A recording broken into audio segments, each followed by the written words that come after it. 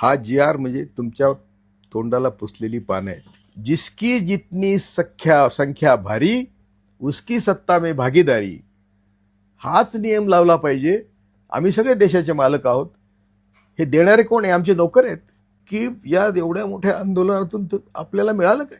जरांगे पाटलांचा बिचाराचा त्याग मोठा आहे, पण त्यांना मी रडून सांगितलं होतं फोन करून की तुम्ही हे बरोबर करत नाही. मराठ्यांचं अतोनात नुकसान होणार आहे, तुझ्या पण तब्येतीचं नुकसान होणार आहे.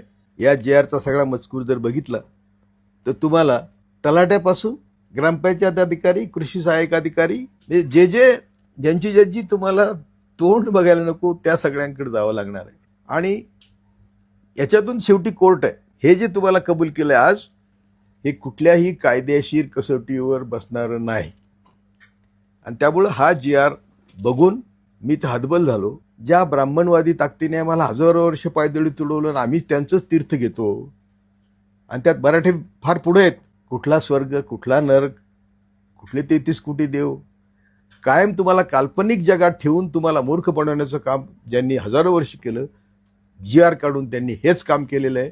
कायदेशीर आरक्षण जर द्यायचं असेल तर ते केंद्र आणि राज्य मिळूनच देऊ शकतं.